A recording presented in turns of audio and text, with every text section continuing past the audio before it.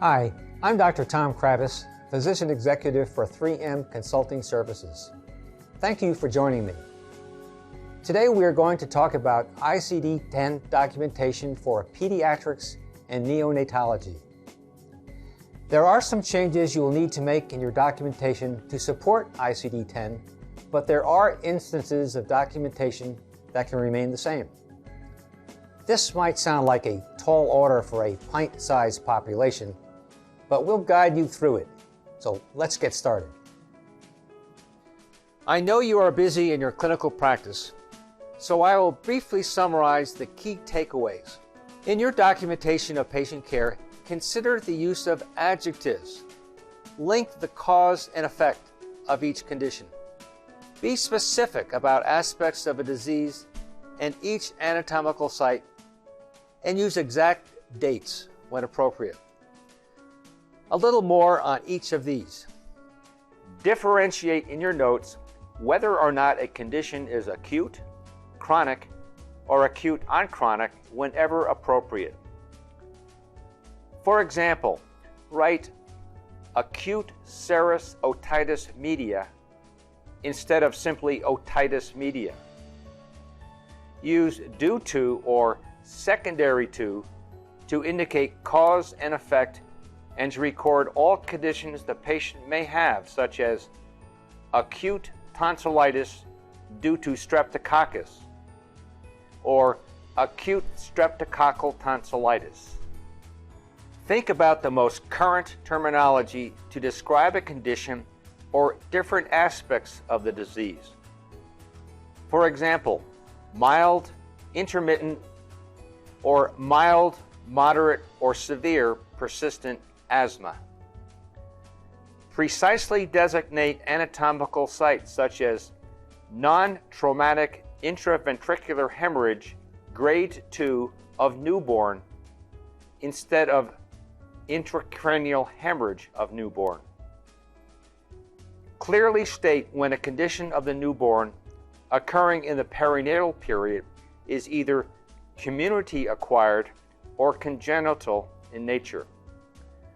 More about this in the next slide. Ask yourself, what else could I add in my notes about this patient's condition that would better communicate how sick the patient is, which in turn better communicates the resources needed for patient care? Incorporating these aspects into your documentation will result in an accurate picture of your patient's severity of illness and risk of mortality. This in turn will result in accurate public reporting on quality and outcomes. And it will help reduce the number of queries you receive to clarify your documentation. In the upcoming slides, we'll take a look at some diseases and procedures that have new documentation requirements under ICD-10. The perinatal guidelines in ICD-10 are similar to ICD-9.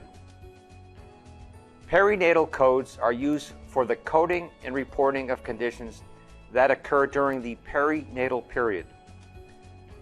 The perinatal period covers conditions that occur before birth through the 28th day after birth.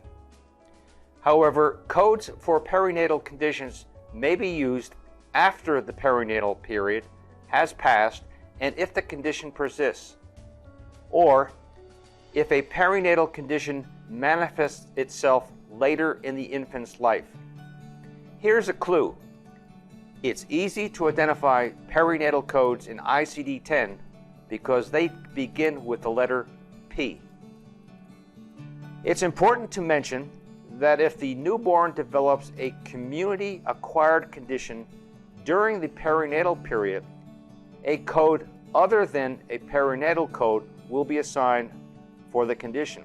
For example, if a newborn contracts RSV bronchiolitis from a sibling at home at 2 weeks of age, a code J21.0, acute bronchiolitis due to respiratory syncytial virus, located in the respiratory section of ICD-10, will be assigned.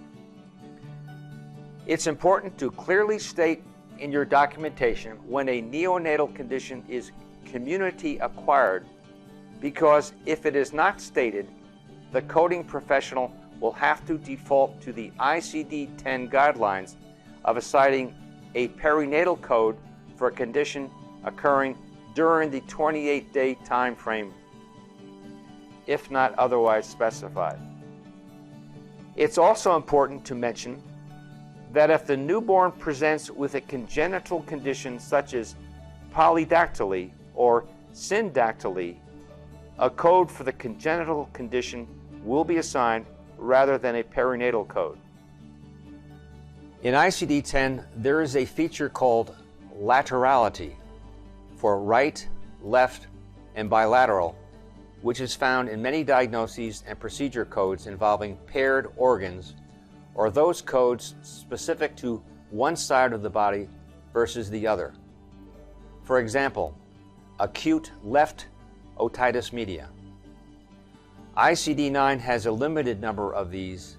ICD-10 has many more. This feature of ICD-10 by itself is responsible for a substantial increase in the number of codes which you have probably heard so much about.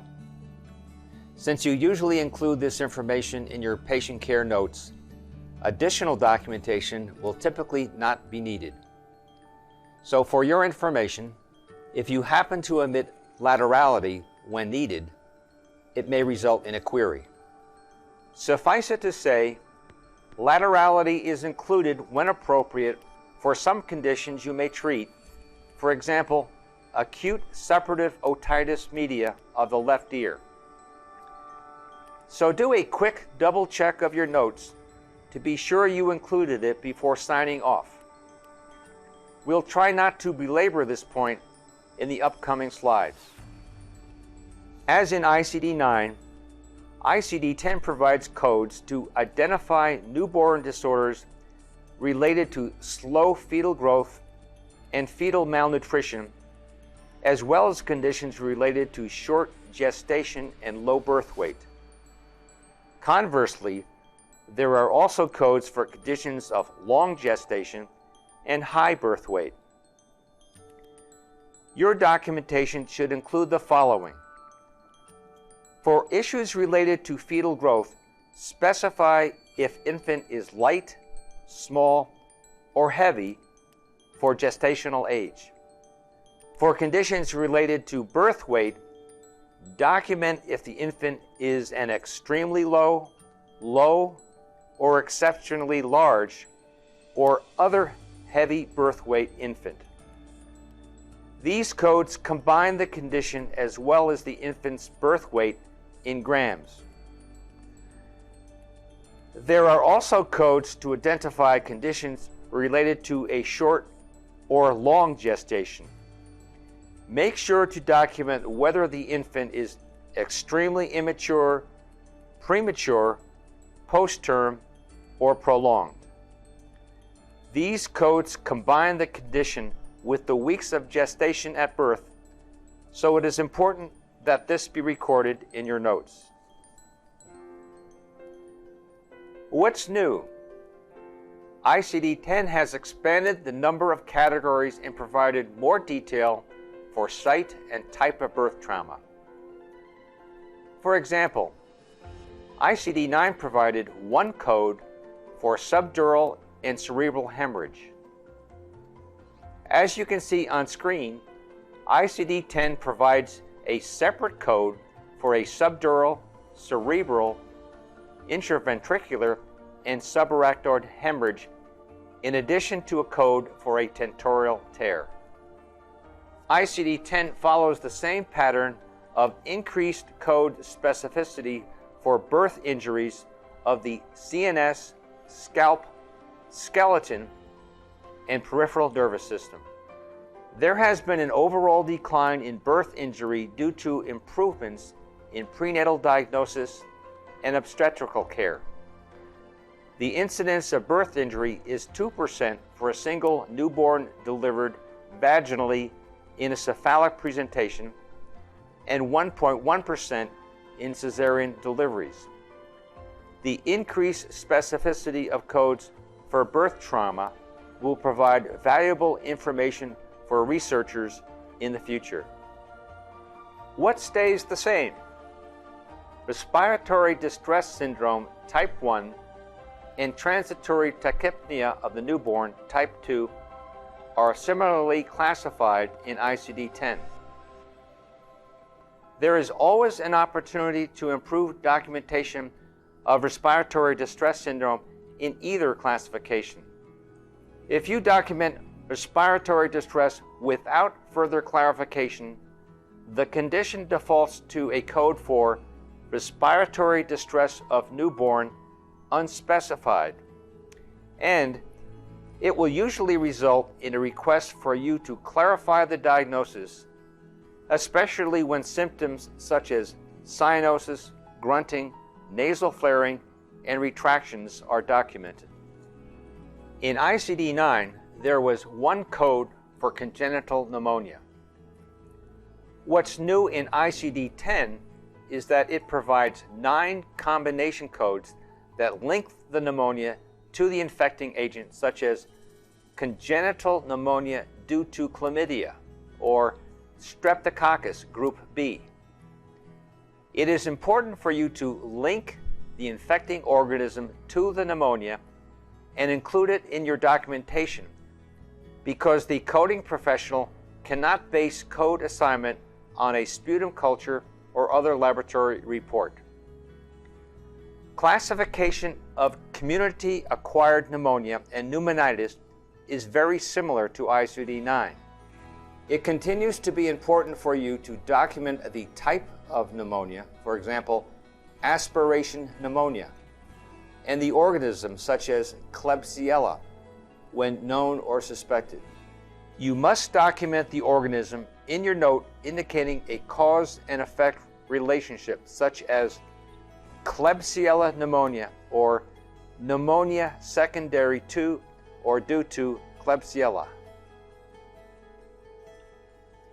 The expansion of codes for bacterial sepsis of the newborn is similar to the expansion of the previously discussed congenital pneumonia codes, in that they are combination codes linking the sepsis and the infecting organism, which requires you to link the sepsis and organism in your notes. ICD-10 also provides increased specificity for congenital viral infections such as herpes simplex and cytomegalovirus. It is important to specify in your documentation if perinatal sepsis is congenital or community acquired.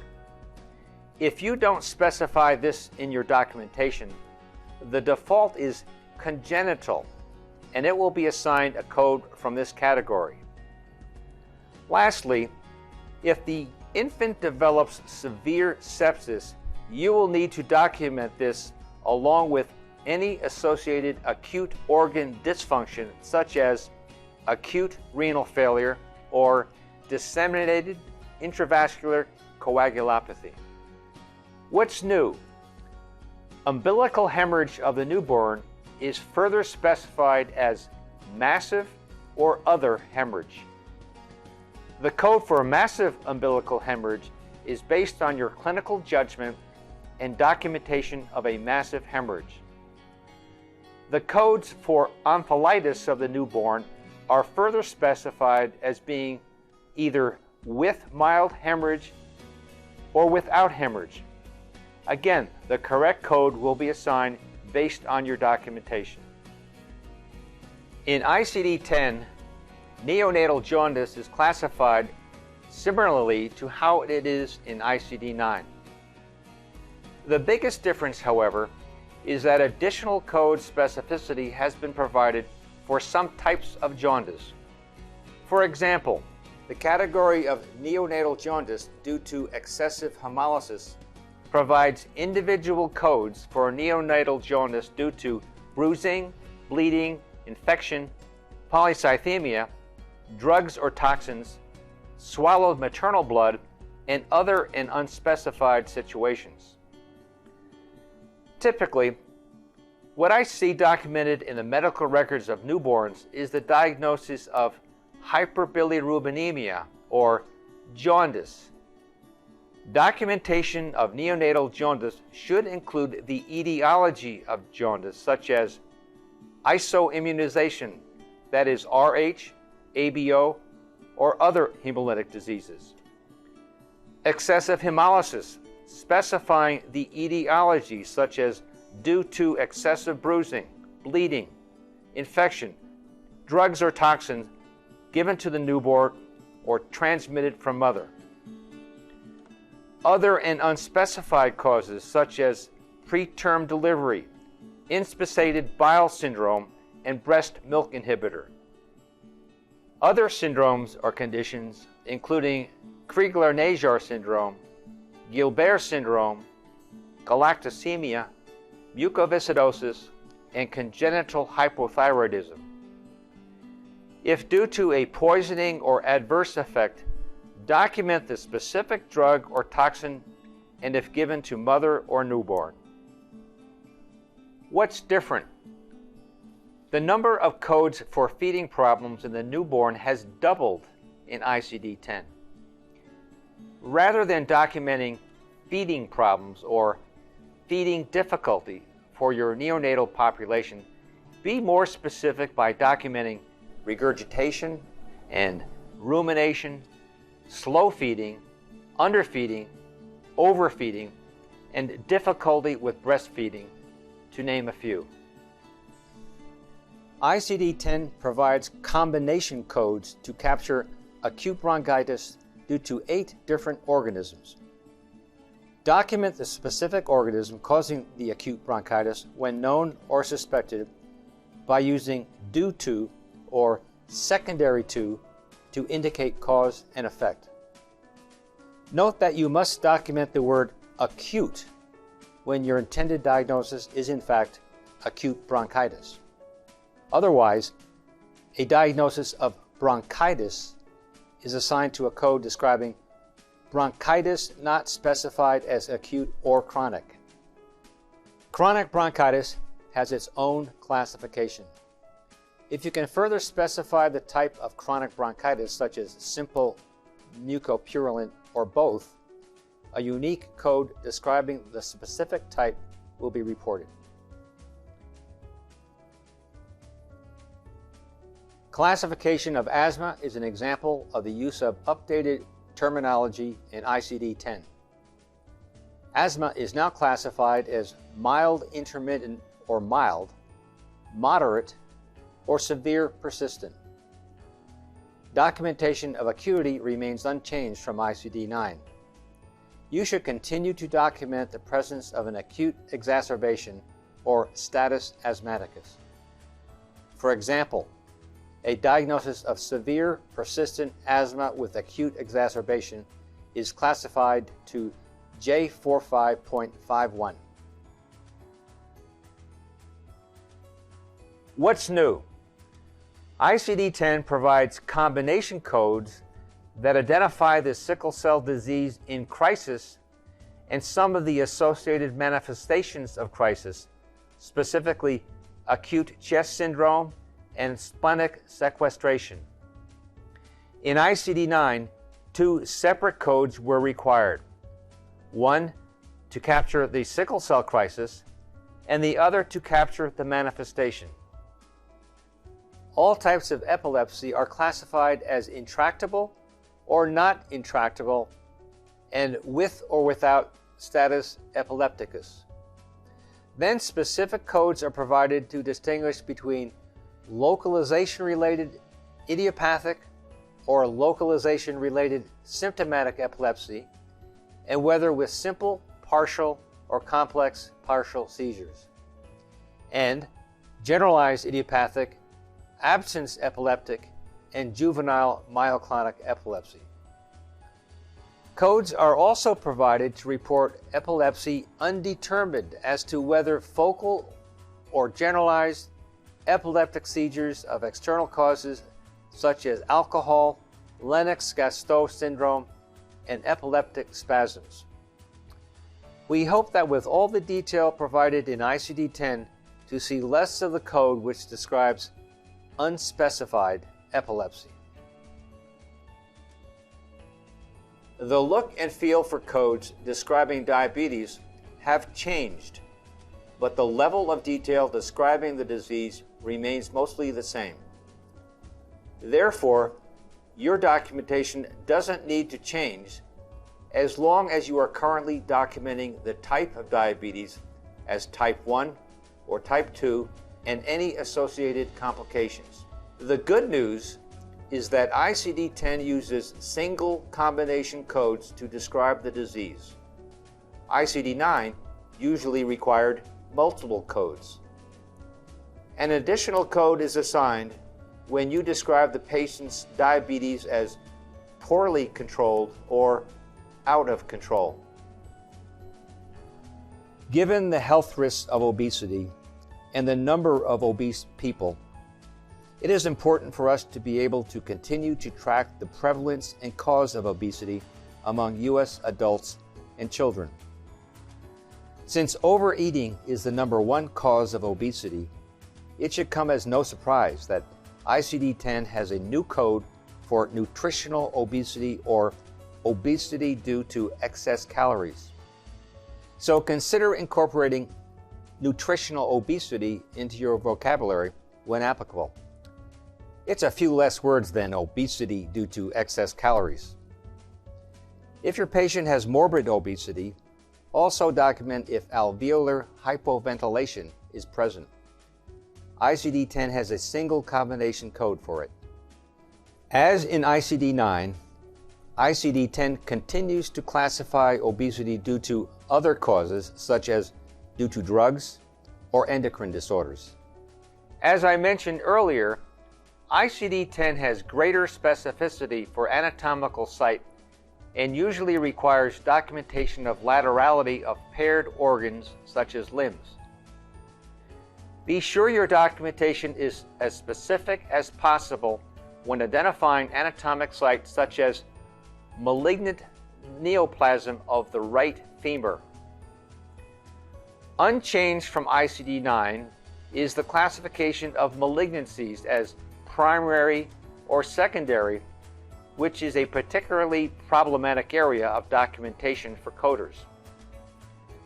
Often, primary or secondary is not specified, and in the case of secondary malignancies, whether the primary site is still present. A statement of history of can be ambiguous and may prompt a query. For example, appropriate documentation of a malignancy would be metastatic cancer to right lower lobe of lung from right femur. Patient underwent salvage osteectomy 1 year ago, and there is no evidence of recurrence. This documentation clearly identifies the primary and secondary site and states the primary site is no longer present, all of which are factors considered in code assignment. It is perfectly acceptable to state primary site unknown or to state a diagnosis as possible or probable. What's new here is that there has been an explosion of new categories and codes for malignancies of lymphoid, hematopoietic, and related tissues. There are additions to this section, as well as changes in the names of some of the malignancies in order to reflect current medical knowledge and the diagnostic terms for these disorders. You can compare the changes in the categories of these malignancies between ICD-9 and ICD-10 on screen. We won't review all of the new terminology associated with these disorders at this time because they are quite numerous. On screen, you can see the documentation requirements and options for one type of leukemia, lymphoid leukemia. The leukemia must be specified as acute or chronic. The remission relapse status must also be recorded. Then, the specific type of leukemia must be documented, such as acute lymphoblastic or adult T-cell, to name just a few. Your documentation will be key in order to assign accurate codes for these complex diagnoses. I would like to direct your attention to the physician documentation pocket card associated with this module. The new terminology associated with all of these malignancies is detailed there. You can access the pocket card after you have completed this module. What else is new here is that the remission relapse status of myelomas, leukemias, and plasma cell neoplasms have been incorporated into the code at the 5th character. For example, the character of 2 in code C91.12 identifies chronic lymphocytic leukemia of B-cell type in relapse. You will have to make certain that the patient's remission relapse status is clearly indicated in your documentation as either not having achieved remission, in remission, or in relapse. This is especially important to clarify or restate the patient's current status from visit to visit. In addition to ensuring that the correct code is assigned, remission relapse status is used as a predictor for long-term survival and provides important information when analyzing the efficacy of treatment. As physicians are increasingly held accountable for patient outcomes, a major concern is how to classify the patient who fails to follow a recommended regimen of care and gets sicker as a result. Under ICD-9, there is only one generic code for such a patient that says non-compliance, with no additional detail as to why the patient didn't follow your instructions. In ICD-10, there are several codes to describe why a patient is non-compliant in taking drugs prescribed by you. The new clinical terminology is drug underdosing. Underdosing identifies situations in which your patient has taken less of a medication than prescribed by you, either unintentionally or intentionally. Document in your notes why the patient isn't taking the correct amount of their medication and the associated condition. For example, patient undergoing outpatient treatment for a urinary tract infection is admitted with acute pyelonephritis. After investigation, it was found that the mother stopped giving the child the antibiotic prescribed for the UTI because antibiotics were causing abdominal pain and diarrhea. Or patient's mom thought she was to stop antibiotic when the patient's fever broke. Or patient's mom could not afford to pay for the antibiotic prescription. What's new? ICD-10 provides codes to indicate exposure to secondhand smoke in utero during the perinatal period and after the perinatal period. The ICD-10 classification system requires that codes for these exposures be reported with all respiratory diagnoses, as well as with some conditions of the ears, nose, and throat, for example, otitis media. Public health reports identify the health risks associated with secondhand smoke exposure to children while in utero, during the perinatal period, and beyond, including prematurity, impedance of fetal growth and development, sudden infant death syndrome, respiratory symptoms and disease, and middle ear disease. The collection and reporting of this important information aids researchers and assists in the continued development of public health initiatives and education to protect children from this threat. If you document secondhand smoke exposure in your notes, the coding professional will be able to extract, code, and report it. I talked about the coding and reporting of secondhand smoke exposure on the previous slide. I also need to mention what's new in ICD-10 with the codes for tobacco dependence, in abuse or use, as you will need to document these for your pediatric population as well. ICD-9 provided a single code for tobacco abuse and dependence without differentiation and without further specificity for the type of tobacco product. ICD-10 provides separate codes for these.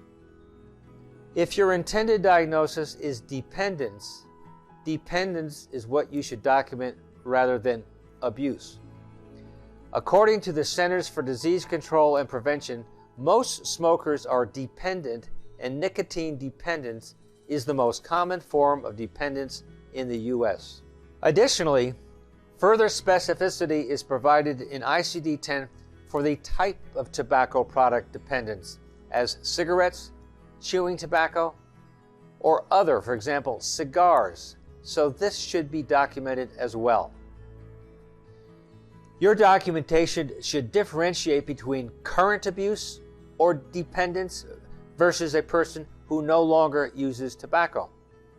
Starting in 2002, the number of former smokers has exceeded the number of current smokers. For tobacco dependence, ICD-10 provides the ability to report remission and withdrawal. Examples of nicotine withdrawal symptoms include irritability, anxiety, difficulty concentrating, and increased appetite. ICD-10 also provides the ability to show a cause and effect relationship between tobacco dependence and nicotine-induced disorders when documented. ICD-10 requires more detailed descriptions in your documentation of anatomical site and aspects of a disease, condition, procedure, and circumstances of patient encounters. The information generated from ICD-10 codes will result in a more accurate picture of your patients, their severity of illness, risk of mortality, and the services rendered. This in turn will result in accurate public reporting on quality and outcomes. Should you have questions about documentation for a particular diagnosis or procedure, your hospital's clinical documentation improvement specialist should be your first stop. The coding staff in your Health Information Management Department is a valuable resource as well. Thanks for joining me, and have a great day.